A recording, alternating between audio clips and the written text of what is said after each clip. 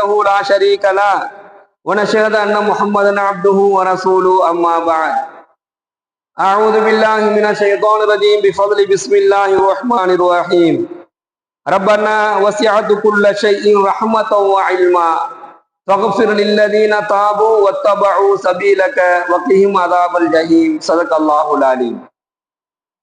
கண்ணியத்திற்குரிய அல்லாஹ்வின் நல்லடியார்களே, சகோதரர்களே, ரப்பனா வசிஅது குல்ல ஷைஇன் ரஹ்மத்தன் வ இல்மா, எங்கள் இறைவா, உன்னுடைய அறிவாலும் உன்னுடைய ஆற்றலாலும் அனைத்து வஸ்துக்களையும் நீயே சூழ்ந்து கொண்டாய். ஃபக்ஃபிர் லில்லதீன தாபு, எவர் உன்னிடத்தில் தௌபா செய்து மன்னிப்பு கேட்கின்றாரோ, வத்தபஉ சபீலக, உன்னுடைய வழிமுறைகளை உன்னுடைய கட்டளைகளை பின்பற்றுகின்றார்களோ அவர்களை நீ மன்னிப்பாயாக. வக்ஹிம் அதாபல் ஜஹீம், இன்னும் அவர்களை நரக வேதனையை விட்டும் நீ பாதுகாப்பாயாக என்று அரிசை சுமக்கக்கூடிய வானவர்கள் செய்யக்கூடிய துவாவை நாம் பார்த்து வருகிறோம். எல்லாம் வல்ல இறைவன் அந்த வானவர்களுடைய துவாவை பெறக்கூடிய நர்பாக்கியத்தை நம் அனைவருக்கும் வழங்குவானாக.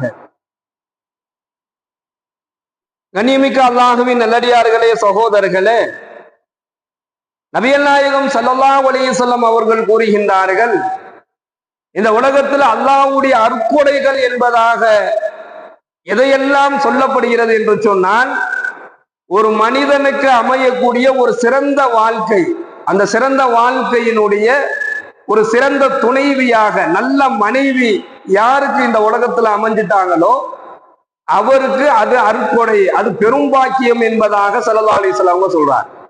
ஒரு சிறந்த மனைவி அவருக்கு சிறந்த நற்பாக்கியம், அவருக்கு ஒரு அருட்கொடை எது என்பதாக சொல்றாங்க.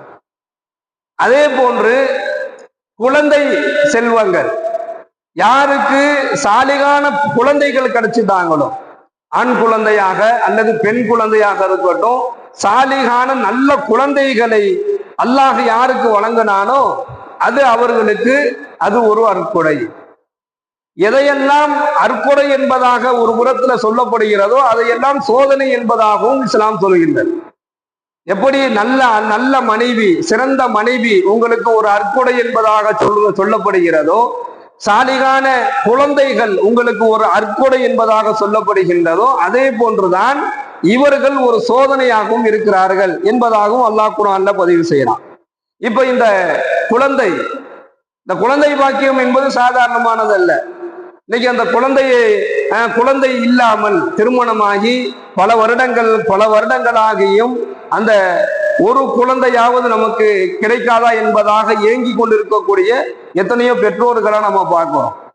குழந்தை பாக்கியம் என்பது அல்லாஹ்வுடைய நாட்டத்துல தான் இருக்கு, அல்லாஹ்வுடைய கையில இருக்குது. அல்லாஹ் யாருக்கு நாடுறானோ அவங்களுக்கு கொடுப்பான், யாருக்கு அல்லாஹ் நாடுகின்றானோ அவர்களுக்கு அல்லாஹ் தாமதப்படுத்துவான், யாருக்கு அல்லாஹ் நாடவில்லை அவங்களுக்கு குழந்தையே இருக்காது. நம்ம பார்க்கிறோம். இந்த குழந்தை பாக்கியம் என்பது சாதாரணமான ஒரு விஷயம் அல்ல. முழுக்க அல்லாஹ் யாருக்கு தன்னுடைய நாட்டத்தை அல்லாஹ் யாருக்கு விரும்புகின்றானோ அவர்களுக்கு குழந்தை செல்வத்தை அல்லாஹ் கொடுப்பான். அல்லாஹ்வுடைய கையில தான் இருக்குது அந்த குழந்தை பாக்கியம் என்பது. அத்தகைய குழந்தையை அல்லாஹ் யாருக்கெல்லாம் கொடுத்திருக்கிறானோ அது அவர்களுக்கு அருட்கொடையாக இருக்கு.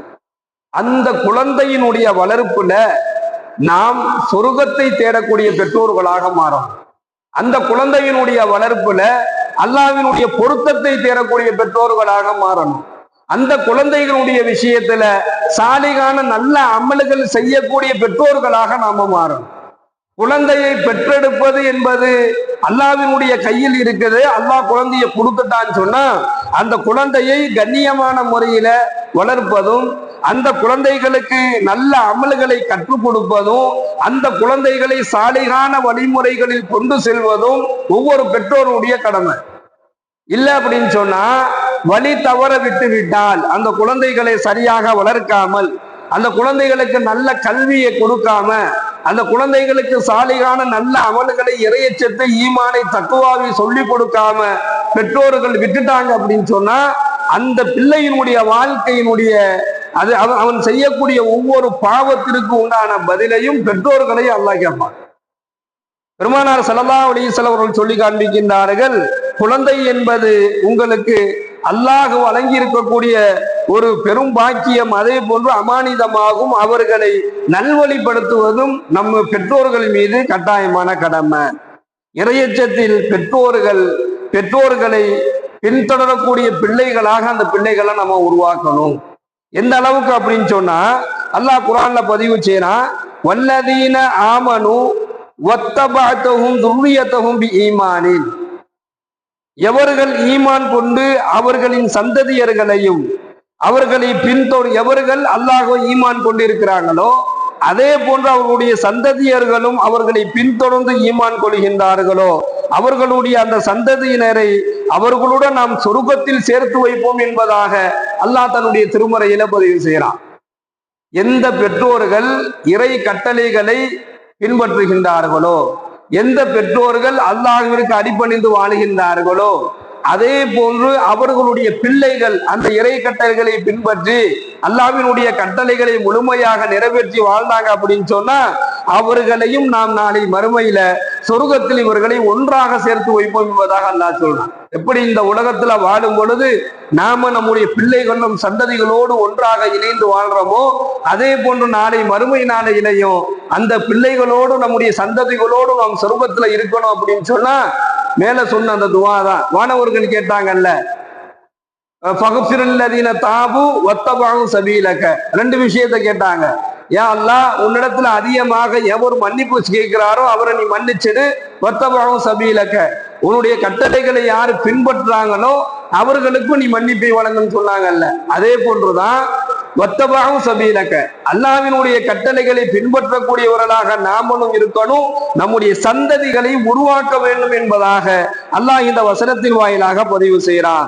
ஒவ்வொரு மனிதனும் தான் செய்த அந்தந்த செயலுக்கு அவனே பிணையாக இருக்கிறான். ஒவ்வொரு மனிதனும் தான் செய்த செயல்களுக்கு நாளை வறுமையில அவன் என்ன செஞ்சானோ அதுக்கு அவன் தான் பிணை, வேற யாரும் கிடையாது. அவனுடைய சுமையை வேற யாரும் சுமக்க முடியாது. பெற்றோர்கள் செய்த பாவத்தினுடைய சுமைகளை பிள்ளைகள் சுமக்க முடியாது. அப்படி சுமக்கிறதுக்கு எந்த பிள்ளையும் முன் வரவும் மாட்டான். அதே போன்று நாளைக்கு மறுமை நாளையில பிள்ளை செய்த பாவத்தை பெற்றோர்கள் சுமக்க முடியாது. அப்படி எந்த பெற்றோர்களும் முன் வர மாட்டாங்க. யா அல்லாஹ், என் பிள்ளை தெரியாம பாவம் செஞ்சுட்டான், அதனால அவனை நீ மன்னிச்சிடு, அவனை மன்னிச்சுட்டு என் நன்மையெல்லாம் நான் அவனுக்கு கொடுத்துடுறேன், நீ அவனை கொண்டு போய் என்ன செய், சொர்க்கத்துல வச்சிரு, அவன் செஞ்ச பாவத்துக்கு நான் தண்டனையை நான் அனுபவிச்சுக்கிறேன் எந்த பெற்றோர்களும் நாளை மறுமையில வந்து சொல்ல மாட்டாங்க.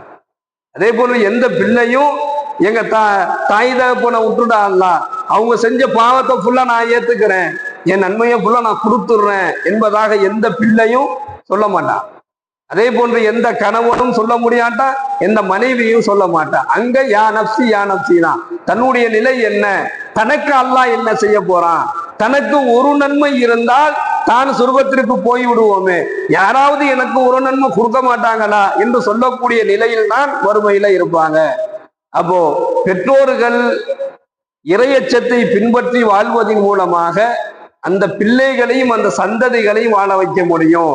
அந்த ஒரு நிலையை எந்த குடும்பம் தன்னுடைய கையில எடுத்துக்குவதோ நாளை மறுமை நாளையில அல்லாஹ் நாளை சொர்க்கத்துல அந்த குடும்பங்களை ஒன்று சேர்த்து வைப்பான் என்பதாக இந்த வசனத்தின் வாயிலாக எல்லாம் வல்ல இறைவன் தன்னுடைய திருமறையில பதிவு செய்யறான். அப்ப கண்ணியமிக்க சகோதரர்களே, நம்மை வக்திஹிம் அதாபல் ஜஹீம் அந்த துவாவினுடைய கடைசியில் அவங்க கேட்டாங்க, யா அல்லாஹ், நரக வேதனையை விட்டும் அவர்களை நீ காப்பாற்றுவாயாக.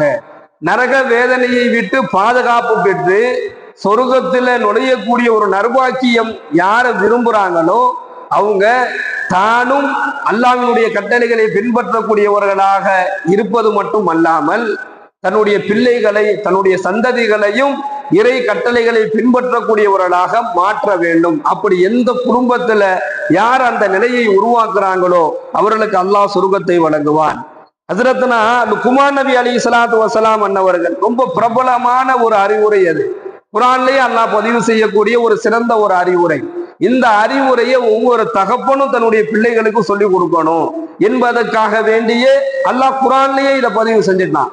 அவங்க தன்னுடைய மகனுக்கு செஞ்ச இந்த அறிவுரையை அல்லாஹ் குர்ஆன்லயே பதிவு செஞ்சிட்டான். ரொம்ப அழகான ஒரு அறிவுரை தன்னுடைய மகனுக்கு அவங்க சொல்லி கொடுக்குறாங்க. என் அருமை மகனு, எந்த நிலையிலையும் நீ அல்லாஹ்விற்கு இணை வைக்காதே.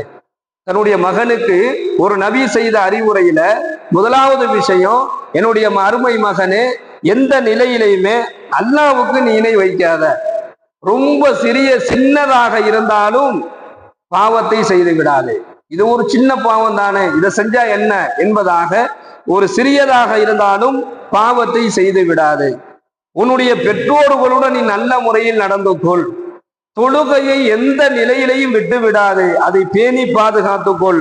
நன்மையை செய், தீமையை விட்டு விலகிக்கொள். ஆணவம் கொள்ளாது. பலகீனமான, உன்னை விட பலகீனமானவர்களை கண்டால் அவர்களை விட்டு உன்னுடைய முகத்தை நீ திருப்பி கொள்ளாதே என்பதாக ஹஜ்ரத்னா லுக்மான் அலைஹிஸ்ஸலாத்து வஸ்ஸலாம் அன்னவர்கள் தன்னுடைய குழந்தைக்கு, தன்னுடைய பிள்ளைகளுக்கு சொல்லி கொடுத்த ஒரு அறிவுரையை அல்லாஹ் குர்ஆன்ல பதிவு செய்யறான். நம்ம ஹதீஸ்லையும் பார்க்கிறோம். இப்ப கண்ணியமிக்க அல்லாஹ்வின் நல்லடியார்களே, சகோதரர்களே, எப்படி குடும்பம், கணவன் மனைவி, மனைவி கணவன், குழந்தைகள், பெற்றோர்கள், பிள்ளைகள், இவர்களை எல்லாம் அல்லாஹ் சிறந்தவர்களாக அமைந்தால் எப்படி அற்புடை என்பதாக அல்லாஹ் சொல்றானோ, அதே போன்று இவர்கள் உங்களுக்கு சோதனை என்பதாகவும் அல்லாஹ் சொல்றான். இவர்கள் சோதனையாக இருப்பதும் அற்புடையாக இருப்பதும் நம்முடைய கைகள் தான் இருக்குது. எனவே நம்முடைய குடும்பங்களில், அதிலும் குறிப்பாக குழந்தைகளிடத்துல ஈமானை, யக்கீனை, அவர்களிடத்துல இறையச்சத்தை அதிகமாக அவர்களிடத்திலே கொண்டு போய் சேர்ப்பதன் மூலமாகவும் நரகத்திலிருந்து பாதுகாப்பு பெற்று சொர்க்கம் செல்லக்கூடிய பாக்கியத்தை அல்லாஹ் வழங்குகின்றான். நாம் நம்முடைய குடும்பங்களை சொர்க்கத்திலே கொண்டு போய் சேர்க்கக்கூடிய அந்த ஒரு ஈமானை, இறையச்சத்தை அல்லாஹ் நம் அனைவருக்கும் வழங்குவானாக. நாளை மறுமை நாளையில் சொர்க்கத்திலும் நம்முடைய குடும்பத்தோடு நாம் சொர்க்கத்தில் சுவாசிக்கக்கூடிய, பிரவேசிக்கக்கூடிய நற்பாக்கியத்தை அல்லாஹ் வழங்குவானாக. வாயிரதாவானா அல்ஹம்துலில்லாஹி ரப்பில் ஆலமீன். அஸ்ஸலாமு அலைக்கும் வரஹ்மத்துல்லாஹி வபரகாத்துஹு. சுப்ஹானல்லாஹி வபிஹம்திஹி, சுப்ஹானக அல்லாஹும்ம வபிஹம்திக வனஷ்ஹது அல்லா இலாஹா இல்லா அன்த வனஸ்தக்ஃபிருக வனதூபு இலைக். சுப்ஹான ரப்பிக